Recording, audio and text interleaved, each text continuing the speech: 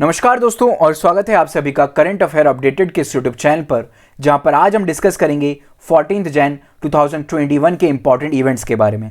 चलिए लेक्चर की शुरुआत करते हैं और सबसे पहले देख लेते हैं कि आज हमें कौन कौन से इंपॉर्टेंट टॉपिक्स को कवर करना है।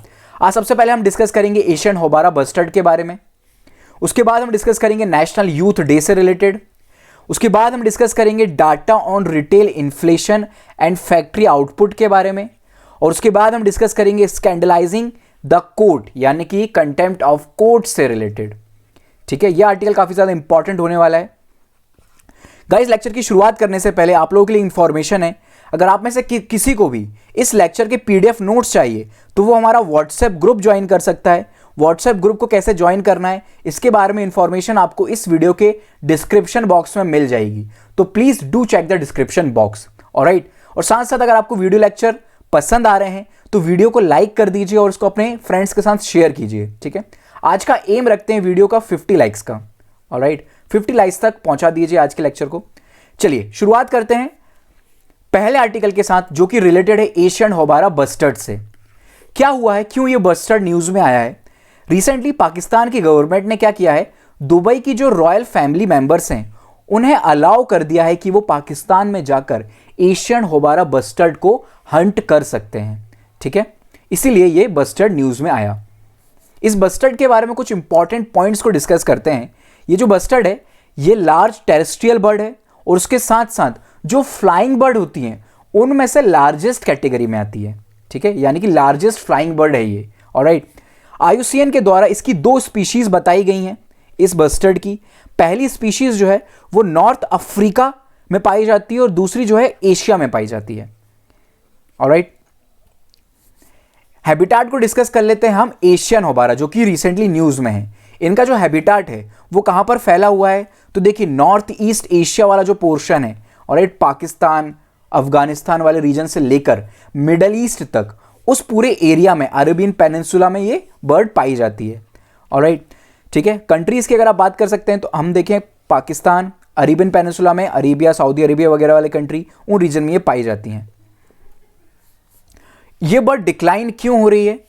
ये बर्ड डिक्लाइन इसलिए हो रही है क्योंकि इनकी पोचिंग बहुत ज़्यादा होती है, अनरेगुलेटेड हंटिंग है, जैसे कि पाकिस्तान ने हंटिंग को अलाउ कर दिया है।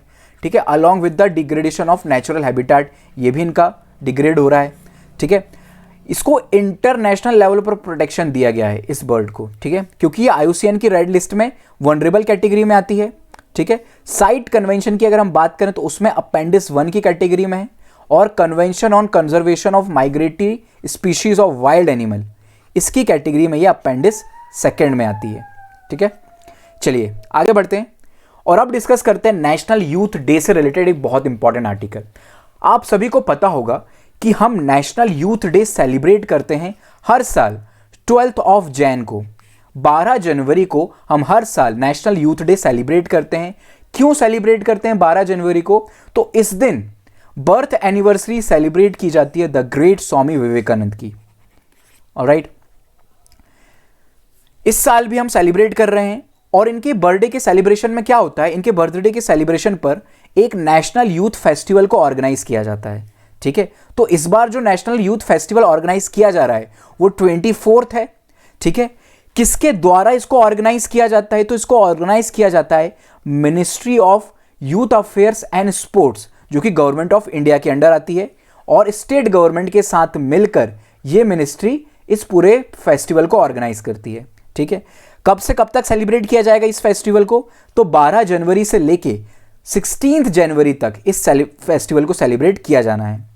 इस साल की थीम क्या है नेशनल यूथ फेस्टिवल की? इस साल की थीम है युवा उत्साह नए भारत का। कितनी अच्छी थीम है।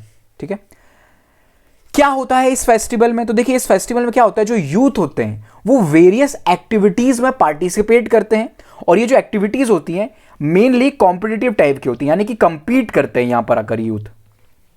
ठीक है, लास्ट ईयर यानी कि 2019 से एक और फेस्टिवल को ऑर्गेनाइज किया जा रहा है, जिस फेस्टिवल का नाम है नेशनल यूथ पार्लियामेंट फेस्टिवल। इस फेस्टिवल को भी नेशनल यूथ डे के साथ सेलिब्रेट किया जाता है। नेशनल यूथ पार्लियामेंट फेस्टिवल का क्या मकसद है? तो देखिए सबसे पहले तो इसमें आपको जो पॉइंट याद रखना है वो याद रखना है कि इस फेस्टिवल में जो यूथ पार्टिसिपेट करते हैं उनकी एज होती है 18 से लेकर 25 ईयर्स की, ठीक है, 18 से लेकर 25 ईयर्स की उनकी एज होती है। अब खास बात यह है कि ये वो यूथ होते हैं जो वोट तो कर सकते हैं लेकिन इलेक्शन में कंटेस्ट नहीं कर सकते, ठीक है। तो यहां पर क्या होता है, यूथ को एंकरेज किया जाता है कि वो पब्लिक इश्यूज की तरफ थोड़ा ध्यान दें, उसमें और ज्यादा इंटरेस्ट लें, ठीक है। Understand the common man's point of view, उसको समझने की कोशिश करें। Form their opinion and express these in a articulate manner. Alright, ये मकसद होता है इस फेस्टिवल को ऑर्गेनाइज कराने का। किसके द्वारा ऑर्गेनाइज किया जाता है नेशनल यूथ पार्लियामेंट फेस्टिवल? तो नेशनल सर्विस स्कीम एनएसएस, इसके साथ साथ नेहरू युवा केंद्र संगठन, ठीक है, और ministry of youth affairs and sports, उनके द्वारा इसको ऑर्गेनाइज किया जाता है।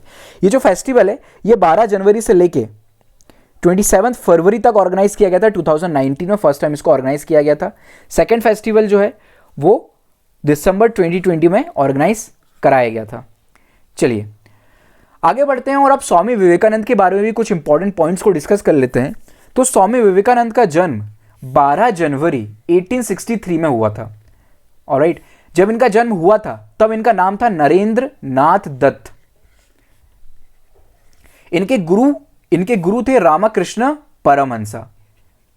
उसके साथ साथ इन्होंने क्या किया है, क्या इनका रोल रहा है, तो इन्होंने जो इंडियन फिलॉसफीज हैं ऑफ वेदांता और योगा उन्हें वर्ल्ड लेवल पर इंट्रोड्यूस कराया था, ठीक है। और उन्होंने ही किस चीज की नींव डाली थी? Education for the regeneration of our motherland. He advocated a man making character building education, ठीक है। उन्होंने एक रामकृष्ण मिशन की शुरुआत की थी 1897 में, ठीक है, जहां पर क्या किया जाता था, जहां पर वैल्यू बेस्ड ऑर्गेनाइजेशन एजुकेशन को प्रोवाइड किया जाता था। Culture, health, women's empowerment, youth and tribal affairs and relief rehabilitation, ये सारी एक्टिविटीज को परफॉर्म किया जाता था। उनकी डेथ हो जाती है 1902 में बेलूरू मठ में, ठीक है। जो बेलूरू मठ है ये कहां पर लोकेटेड है? वेस्ट बंगाल में लोकेटेड है। और यही मठ हेडक्वार्टर हुआ करता था रामकृष्ण मिशन का। चलिए आगे बढ़ते हैं और अब डिस्कस करते हैं एक बहुत इंपॉर्टेंट आर्टिकल जो कि रिलेटेड है data on retail inflation and factory output से, ठीक है। रिसेंटली क्या हुआ है, ministry of statics and programme implementation के द्वारा retail inflation and factory output का ये जो डाटा है उसको रिलीज किया गया है, ठीक है। इस डाटा को डिस्कस करने से पहले हम थोड़े से बेसिक चीजों को डिस्कस कर लेते हैं। बेसिक चीजों में सबसे पहले आता है कंज्यूमर प्राइस इंडेक्स। इसी से रिलेटेड डाटा जो है वो रिलीज किया गया है। कंज्यूमर प्राइस इंडेक्स होता क्या है? देखिए, कंज्यूमर प्राइस इंडेक्स क्या होता है? जो कंज्यूमर्स होते हैं यानी कि जो कस्टमर्स होते हैं, जब वो किसी कमोडिटी को परचेज करते हैं तो उस कमोडिटी यानी कि कोई भी सर्विस हो सकती है। आपने कोई फूड आर्टिकल परचेज किया या मेडिकल केयर को परचेज किया हो, एजुकेशन, इलेक्ट्रॉनिक्स का कोई सामान खरीदा हो, ठीक है, इस प्रकार की कोई भी कमोडिटी आपने खरीदी है, ठीक है, उसमें आने वाला जो भी प्राइस चेंज है उसको हम स्टडी करते हैं अंडर कंज्यूमर प्राइस इंडेक्स। यानी कि फॉर एग्जांपल आपने एक बिस्किट का पैकेट खरीदा था, वो पहले 10 रुपए का था, अब वही बिस्किट का पैकेट जो है वो 20 रुपीज का हो गया है। तो ये जो चेंज हुआ प्राइस में, कहां पर? कंज्यूमर लेवल पर, ठीक है ना, ये कंज्यूमर ने खरीदा है, उसे स्टडी किया जाता है कंज्यूमर प्राइस इंडेक्स के द्वारा, ठीक है। इस डाटा को रिलीज किसके द्वारा किया जाता है? तो इसको रिलीज करता है नेशनल स्टैटिकल ऑफिस, ठीक है। सीपीआई में टोटल 5 इंडेक्सेस पब्लिश किए जाते हैं। सीपीआई के 5 इंडेक्सेस में से 3 इंडेक्स कौन कौन से होते हैं? CPI for industrial worker, CPI for agriculture labourer and CPI for rural labourer, ठीक है। ये जो 3 डाटा होता है, इस डाटा को रिलीज किया जाता है और कंपाइल किया जाता है लेबर ब्यूरो के द्वारा, जो कि ministry of labour and employment के अंडर आता है, ठीक है। अब देखिए यहां पर बहुत इंटरेस्टिंग चीज है, जो सीपीआई फॉर एग्रीकल्चरल लेबरर है और रूरल लेबरर है, इस डाटा को स्टडी कर क्या डिसाइड किया जाता है? इस डाटा को स्टडी कर मिनिमम वेज डिसाइड किया जाता है, यानी कि मिनिमम वेज कितना एक लेबर को देना चाहिए। फॉर एग्जांपल एक दिन में 200 रुपए किसी लेबर को दिए जाते हैं, तो ये जो डिसाइड किया गया है ना एक दिन में 200 रुपए का, ये कैसे डिसाइड किया गया है? तो सीपीआई कैलकुलेट किया गया कि वो जो व्यक्ति है, एक जो एग्रीकल्चरल लेबरर है, उसके पास कितने पैसे हैं और कितने मनी में वो अपने घर का, अपनी फैमिली का पूरा पालन पोषण कर सकता है। तो उस हिसाब से डाटा को स्टडी करने के लिए बहुत ज़्यादा इंपॉर्टेंट हो जाता है सीपीआई। ऑलराइट, सीपीआई का जो बेस ईयर है वो रिसेंटली चेंज किया गया है। पहले 2001 हुआ करता था, अब इसको 2016 में सेट कर दिया गया है। ठीक है, सीपीआई जो इंडस्ट्रियल वर्कर है, सीपीआई फॉर इंडस्ट्रियल वर्कर, ये हेल्प करता है हमारी डिटरमाइनिंग डियरनेस अलाउंसेस। ठीक है ना, जो डीए मिलता है, आपके पेरेंट्स को मिलता होगा कुछ लोगों को, ठीक है, उसको अलाउ किया जाता है। जो सेंट्रल और स्टेट गवर्नमेंट के इंप्लॉइज होते हैं उनको जो डीए मिलता है उसको अलाउ डिटरमाइन करने में बहुत ज़्यादा यूजफुल होता है ये डाटा। इसके बाद जो अगले दो टाइप के, यहाँ टोटल 5 टाइप के सीपीआई होते हैं, यहाँ पर 3 हो गया, बाकी के जो बचे 2 वो होते हैं CPI for urban and CPI for rural. ये जो डाटा होता है इसको कंपाइल किया जाता है नेशनल स्टैटिकल ऑफिस के द्वारा in ministry of statics and programme implementation. ठीक है, ऑलराइट। इसके बाद एक और होता है index for industrial production. Index for industrial production यानी कि जो आपकी इंडस्ट्रीज हैं वो कैसा परफॉर्म कर रही हैं। ऑलराइट, इससे रिलेटेड जो भी डाटा है वो किसके द्वारा पब्लिश किया जाता है, तो ये भी पब्लिश किया जाता है नेशनल स्टैटिकल ऑफिस के द्वारा, जो कि ministry of statics and programme के अंदर वर्क करता है। कब रिलीज किया जाता है, तो इसको पब्लिश्ड मंथली, ठीक है ना, मंथली पब्लिश किया जाता है। ठीक है, ये क्या करता है, ये शो करता है जो हमारी इंडस्ट्रीज है उनकी ग्रोथ कैसी है। इसको 2 सेक्टर में डिवाइड किया जाता है। सबसे पहले तो ब्रॉड सेक्टर, जो हमारी ब्रॉड सेक्टर इंडस्ट्रीज होती हैं उसमें आती हैं आपकी माइनिंग इंडस्ट्री, मैन्युफैक्चरिंग इंडस्ट्री और इलेक्ट्रिसिटी इंडस्ट्री। ठीक है ना, अनबेस्ड सेक्टर फॉर एग्जांपल आपके जो बेसिक गुड्स हैं, कैपिटल गुड्स हैं और इंटरमीडिएट कमोडिटीज हैं, उनसे रिलेटेड जो भी इंडस्ट्रीज होती हैं वो आपकी यूज्ड बेस्ड सेक्टर में आती हैं। फॉर एग्जांपल बिस्किट मेकिंग की इंडस्ट्री हो गई। ठीक है, ये सारी इंडस्ट्रीज इसके अंदर वर्क करती हैं। ठीक है, जो आपकी 8 कोर सेक्टर इंडस्ट्रीज हैं उनका टोटल रिप्रेजेंटेशन आईआईपी में कितना होता है, 40% का होता है। यानी 40% का जो वेटेज है वो आपकी 8 कोर इंडस्ट्रीज का होता है। और अगर हम फर्दर इसको क्लासिफाई करें तो उसमें भी 8 कोर इंडस्ट्रीज में भी जो सबसे ज्यादा वेटेज होता है वो होता है आपके रिफाइनरी प्रोडक्ट्स का। कितना वेटेज होता है उनका, 28.04%। उसके बाद आती है आपकी इलेक्ट्रिसिटी अप्रॉक्सली 19%। उसके बाद फिर स्टील इंडस्ट्री, फिर कोल, उसके बाद crude oil, natural gas, cement और फर्टिलाइजर। ये सारे पॉइंट आप रिमेंबर कर लीजिएगा। ठीक है ना, इसको याद रख लीजिएगा क्योंकि आपको अरेंज करने को दिया जा सकता है कि इनमें से किस इंडस्ट्री का जो वेटेज है वो मैक्सिमम है। तो सबसे ऊपर आएगी आपकी रिफाइनरी इंडस्ट्री और सबसे बॉटम में आएगी आपकी फर्टिलाइजर इंडस्ट्री। ठीक है ना, 8th नंबर पर आपकी फर्टिलाइजर इंडस्ट्री आएगी। इसके बीच में आपको जमाना आना चाहिए। उसके बाद फिर इलेक्ट्रिसिटी है, स्टील है, कोल है। इस प्रकार से आप अरेंज कर लीजिएगा। बेस ईयर जो सेट किया गया है वो बेस ईयर कितना है, 2011 एंड 12। दोनों का बेस ईयर अलग है। सीपीआई के लिए कितना है, 2016 कर दिया गया है और आईआईपी के लिए 2011 एंड 12 रखा गया है। चलिए अब हम कंटेस्ट को डिस्कस करते हैं कि ये सारी चीजें न्यूज में क्यों रही हैं। जो डाटा रिलीज किया गया है वो ministry of statics and programme implementation के द्वारा रिलीज किया गया है, यानी कि CPI for urban and CPI for rural, इससे रिलेटेड डाटा रिलीज हुआ है। इस डाटा में क्या पाया गया है, जो कंज्यूमर प्राइस इंडेक्स है वो इस बार मेजर किया गया है दिसंबर मंथ के लिए 4.594 का। ठीक है, ये जो इन्फ्लेशन का डाटा है यानी कि महंगाई जो है इस रेंज में रही है। इससे लास्ट मंथ जो डाटा था वो था आपका 6.93% का। ठीक है, यानी कि महंगाई क्या हुई है, पिछले कुछ दिनों में कम हुई है। हमें थोड़ी सी महंगाई कम देखने को, इन्फ्लेशन हमारा कम हुआ है। ठीक है, ये जो डाटा है आरबीआई को ये बताया गया है कि आपको ये जो महंगाई है, जो हमारा इन्फ्लेशन है, उसको किस रेंज में सेट करना है, तो 4% में लेके चलना है। 4% ±2। ठीक है, यानी कि जो महंगाई है वो 6% तक जा सकती है और सबसे कम 2% पर आ सकती है। इससे ज्यादा इसी रेंज में रहनी चाहिए। इससे ज्यादा कम ना हो, इससे ज्यादा कम भी नहीं होनी चाहिए, इससे ज्यादा भी नहीं होनी चाहिए। ठीक है, ये जो डिक्लाइन हुआ है प्राइजेज में वो क्यों हुआ है, क्योंकि जो फूड बास्केट है उसमें हमें क्या देखने को मिला है, डाउनफॉल देखने को मिला है। जो फूड आर्टिकल्स हैं उनकी प्राइजेस थोड़ी सी कम हो गई हैं।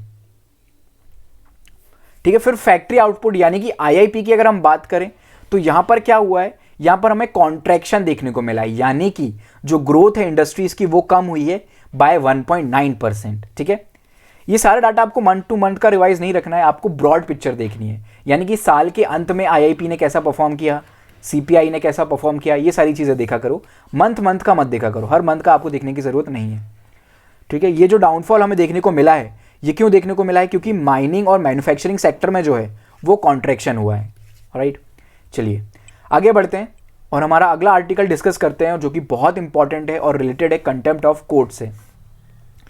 पहले हम बेसिक डिस्कस करते हैं, उसके बाद हम कंटेस्ट डिस्कस करेंगे, ठीक है। सबसे पहले तो कंटेम्प्ट ऑफ कोर्ट क्या होता है।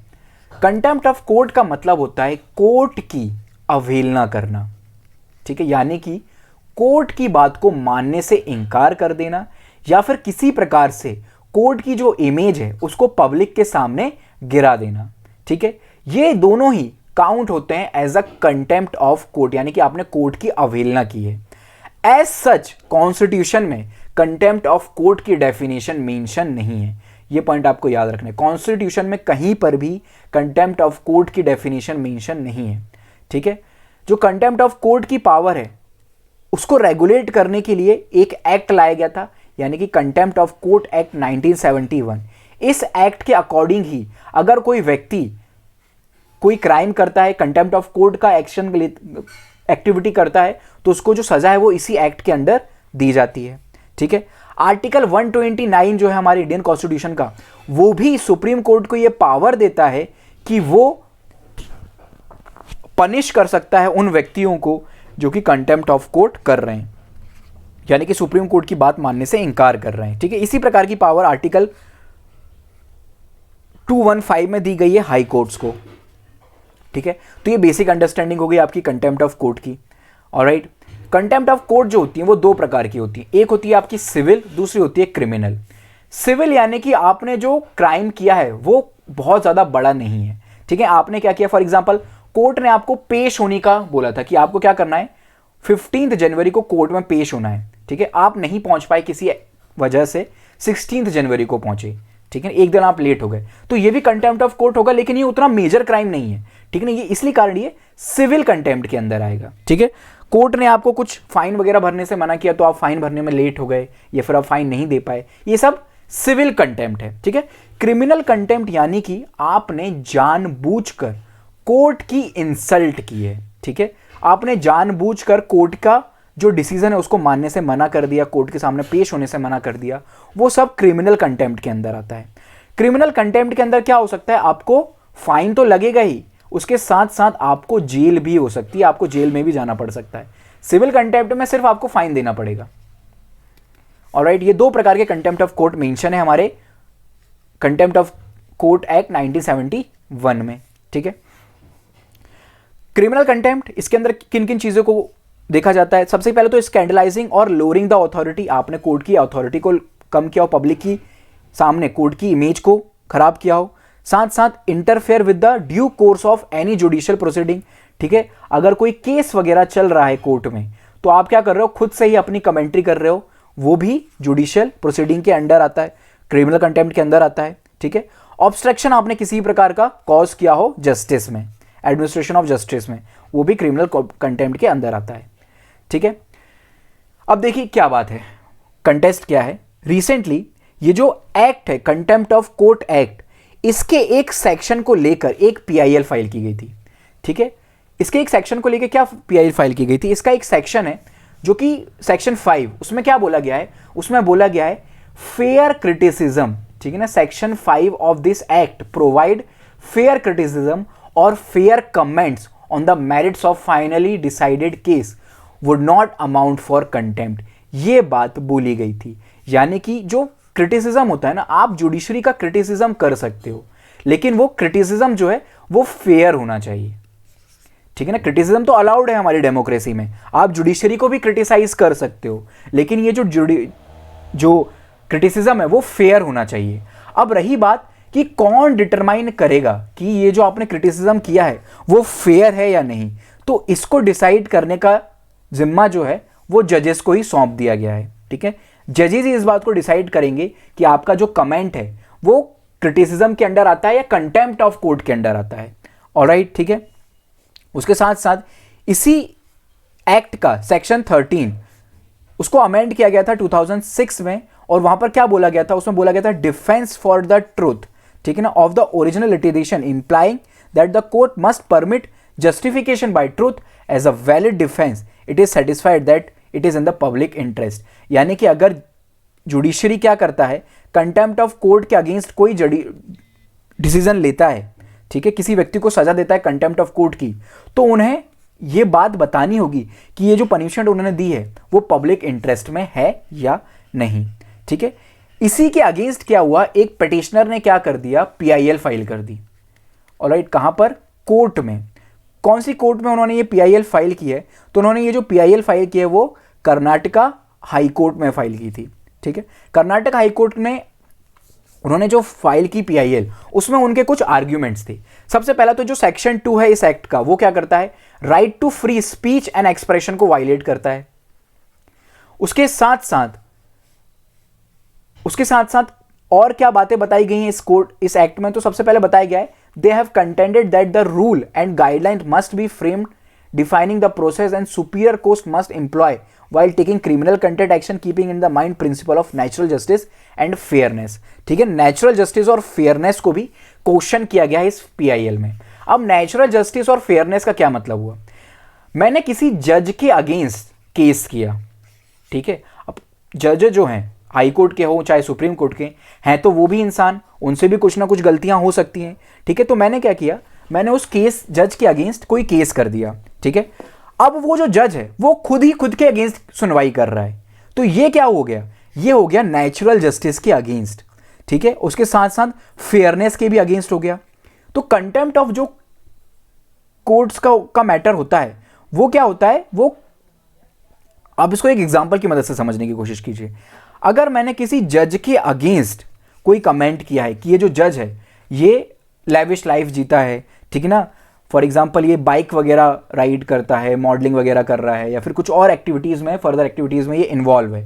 ठीक है, तो ये जो मैंने कमेंट किया है इस पर्टिकुलर जज के अगेंस्ट किया है, ना कि किसी कोर्ट के अगेंस्ट या फिर जुडिशरी के अगेंस्ट। ठीक है, लेकिन अब ये जो जज है ये क्या ले लेता है, इस बात को पर्सनल ले लेता है और बोलता है नहीं, मेरे ऊपर हमला यानी कि जुडिशरी के ऊपर हमला, ठीक है ना, आपके ऊपर कंटेम्प्ट ऑफ कोर्ट का मुकदमा चलेगा। ठीक है, तो ये पॉइंट क्या हो जाता है ना, ये गलत पॉइंट हो जाता है, ये गलत एक्टिविटी हो जाती है, ये क्रिमिनल कंटेम्प्ट के अंदर नहीं आना चाहिए, ये नेचुरल जस्टिस के अगेंस्ट हो जाती है ये बात।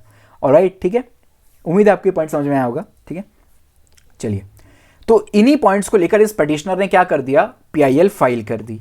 इस पीआईएल से कुछ बहुत इंपॉर्टेंट चीज़ों के ऊपर हाईलाइट किया गया। सबसे पहले तो सब्जेक्टिविटी का मतलब क्या हुआ, स्कैंडलाइजिंग इज सब्जेक्टिव, यानी कि एक पर्सन, ठीक है, personal attack court of content के अंदर नहीं आना चाहिए, जो कि मैं आपको एक्सप्लेन कर चुका हूं। उसके साथ साथ violation of freedom of expression, ये उसके भी अगेंस्ट जाता है कंटेम्प्ट ऑफ कोर्ट।